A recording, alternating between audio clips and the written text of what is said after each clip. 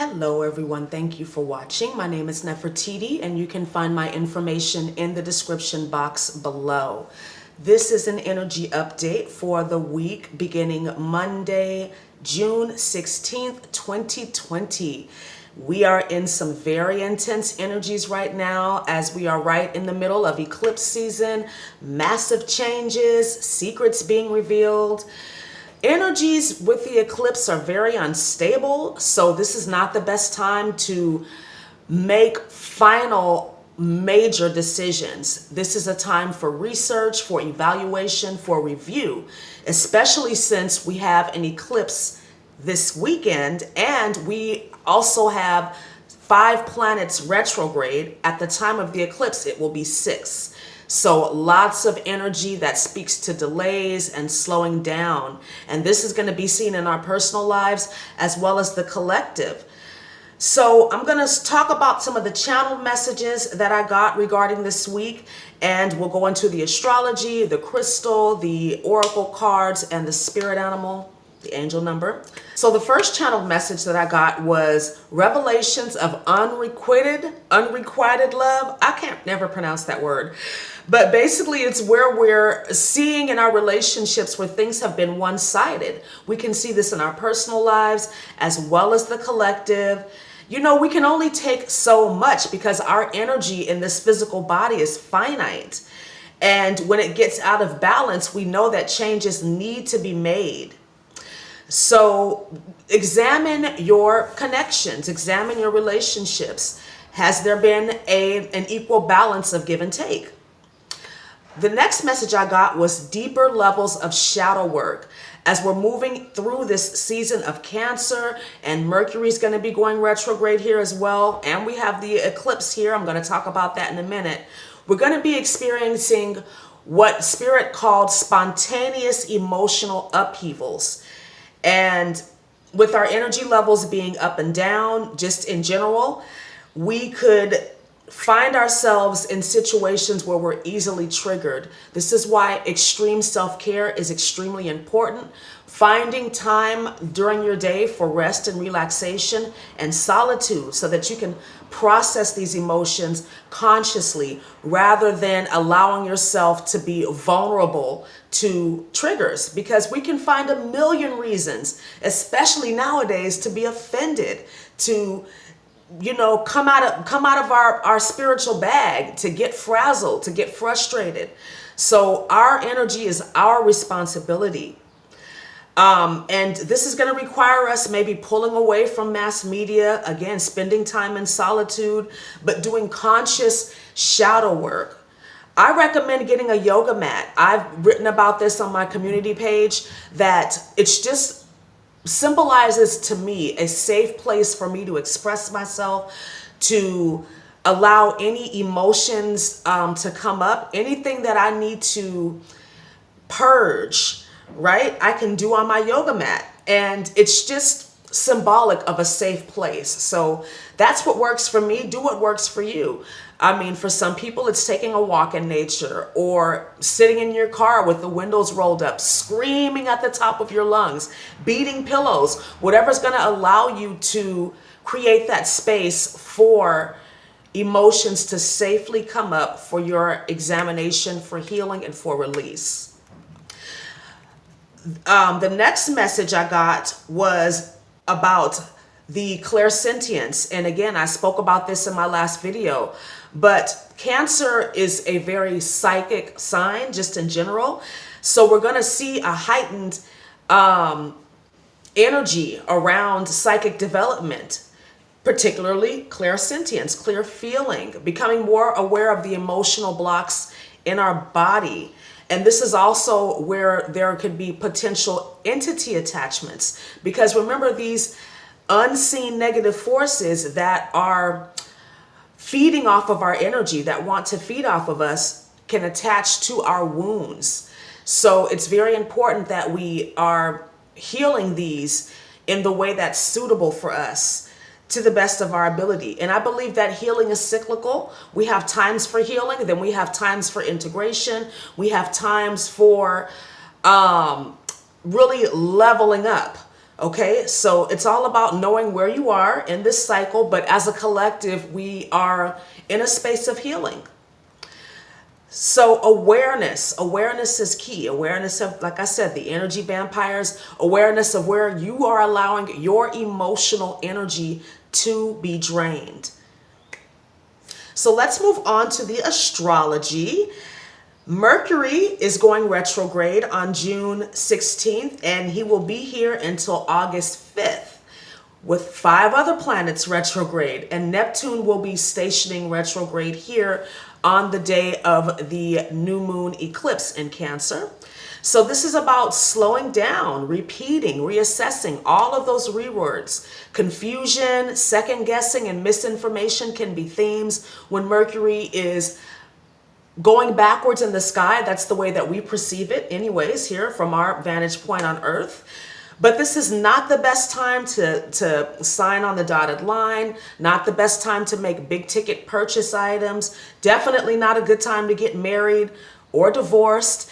Anything that requires a contract, if you can wait for about 3 weeks, but again, like I always say, we have to live our lives. Mercury goes retrograde 4 times a year. So if we've got things going on that we've got to keep moving, it just is what it is. But know that when Mercury goes direct, we may need to redo some things.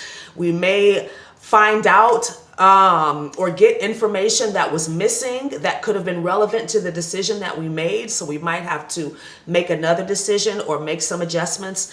But making adjustments is going to be the theme really for the rest of this year, because it's just all of these planets pulling us inward. It's about making adjustments because the inner creates the outer.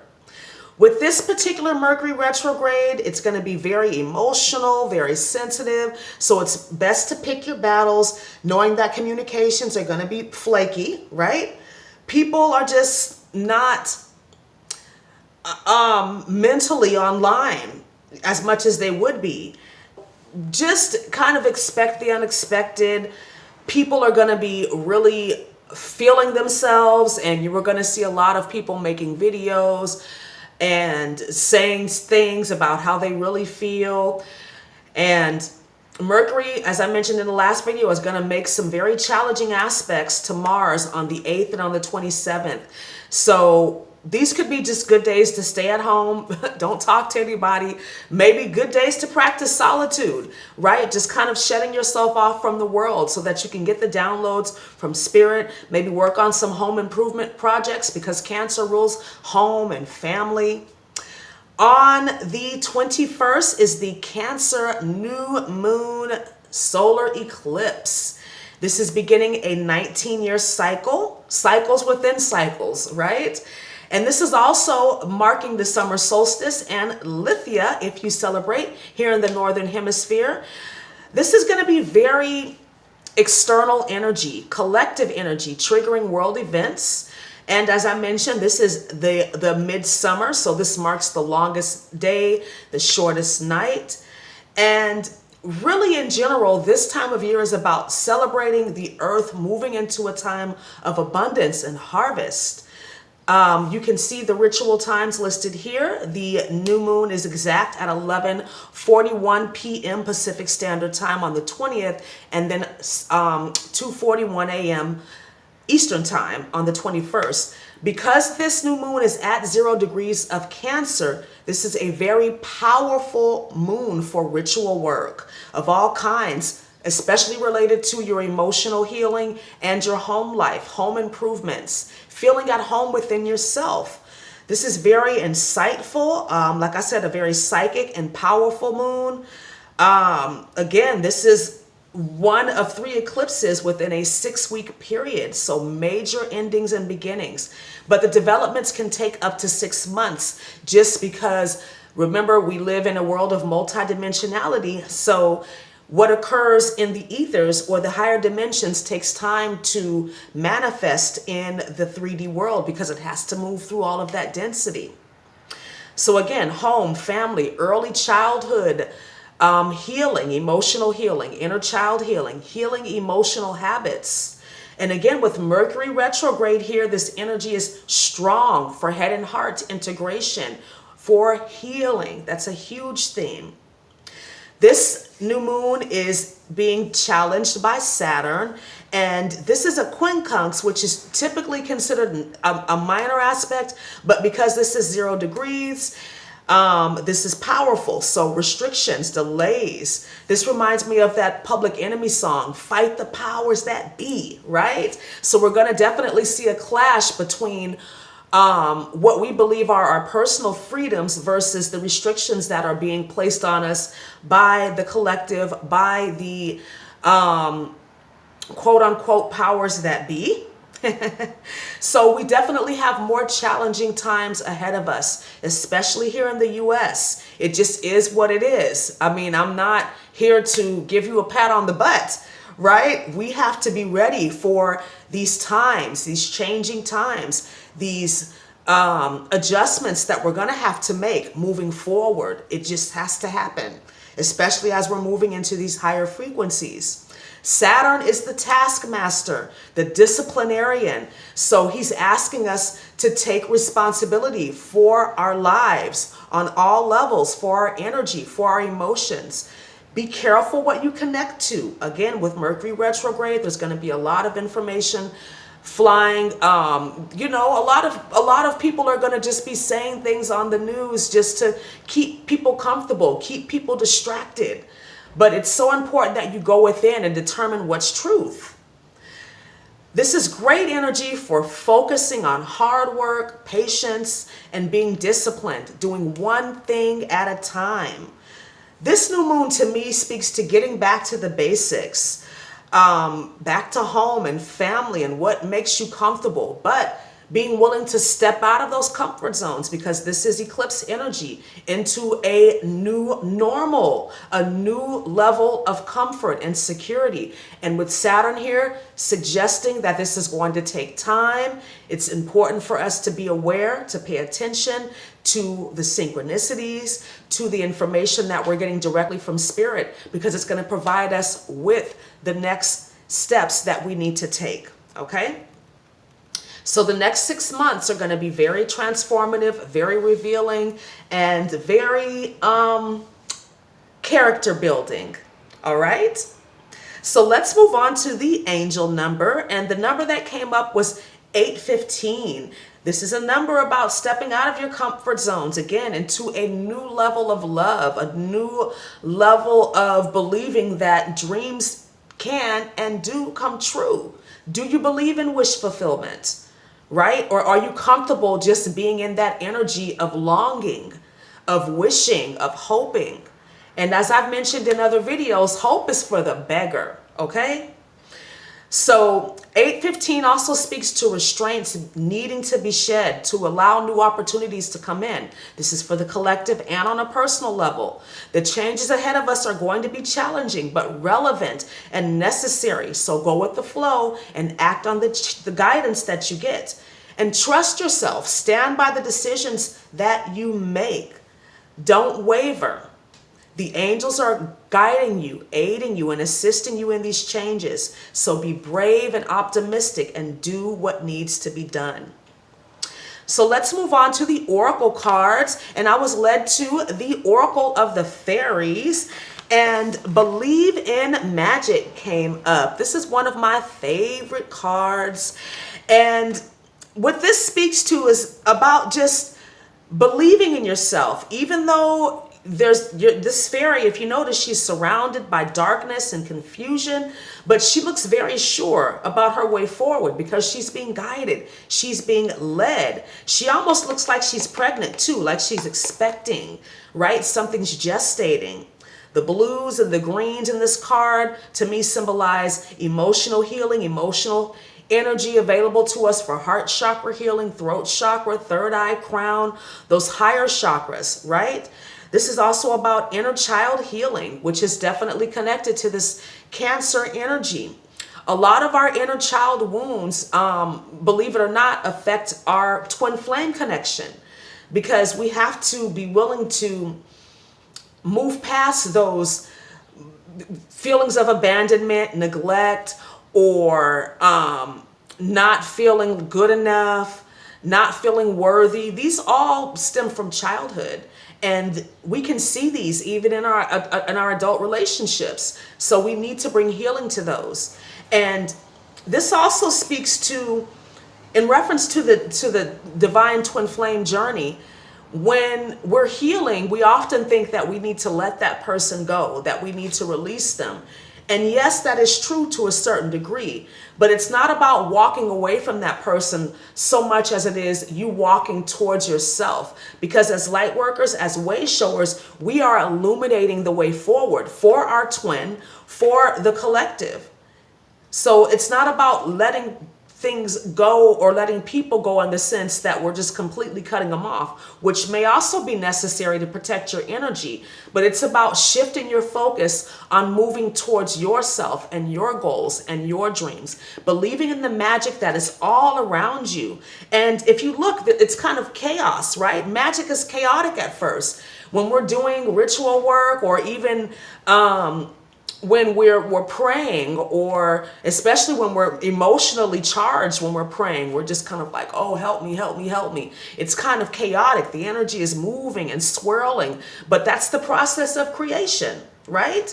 The bottom of the deck, magical blessings. So you can see the synchronicity, right? As light workers, like I mentioned, we're supposed to be illuminating the way forward and staying focused on the positive aspects of our lives as much as possible, knowing that we are being supported, we're being guided by unseen forces, by our spirit team, by our ancestors, by deities, right? Remember, these are all energies available to us for our growth and ascension. We are never, ever alone. Solitude is important, but we are never alone. Remember that. Let's move on to the crystal, and turquoise showed up again. This is definitely going to be a useful stone going forward because it's great for protection, transformation, making positive changes. It's a stone of integrity, of wisdom, a great stone for boosting communication, which we're going to need help with when Mercury goes retrograde. Turquoise is also great for spiritual attunement. So if you're someone that's very grounded, very earthy, very rooted in the physical domain, turquoise can help you to make that spiritual connection, to really make practical sense of the messages that you get. It's also great for balancing the yin and yang, the masculine and feminine energies. Turquoise is also great for psychic development, especially when you use it with moonstone, which moonstone is also a Cancer birthstone. So you can use these two together in meditation during the new moon to get insights and revelations specifically for you. You can hold the moonstone in your right, or hold the turquoise in your right hand and hold the moonstone in your left hand, because turquoise is more masculine, moonstone is more feminine, so that you can get those messages. Turquoise is also great for helping you to speak your truth, helps you to relax, especially when you are in a public speaking situation, which I feel like a lot of people need on TV. Don't argue on television. You look like an idiot, right? Like these news reporters going back and forth talking about all these issues, and they can't agree, and then they get all emotionally charged and they're just bickering now. It's like, come on, like, we don't want to watch that. We need solutions, right? Turn the camera off and get yourselves together. That's just my personal aside. Anyways, turquoise is great for stimulating and activating that throat chakra. All right, communication, creativity, speaking your truth. Let's move on to the spirit animal, and the spider showed up. Ooh. But, you know, I respect spiders. I mean, the spider spirit shows up when it's time for us to be creative and to believe in the process of co-creation, which is magic, right? Making your dreams a reality. Your thoughts create your reality. Your thoughts weave and create what you see. Okay, and things are being woven right now. Creating that spider web takes time and patience, right? Mercury rules details. So there's the information is going to be foggy. So take your time making those suitable changes. Spider spirit also shows up to help us catch those opportunities when they present to us. Spider spirit is also great for shadow work, balancing the past and the future. So again, that inner child healing so that you can move forward into more fulfilling and loving and supportive relationships. Spider is also about awareness of life cycles, the death and rebirth of things, protecting your dreams, making progress within, and resurrection. All right, so however you feel about spiders, respect them. All right. So thank you so much for listening and watching. Please like, comment, subscribe, and share. And if you would like to book your personal video reading with me, you can do so using my website link below. And if you'd like to donate, you can use the Venmo or PayPal links below as well. Have a wonderful week. I will speak to you again soon. Namaste.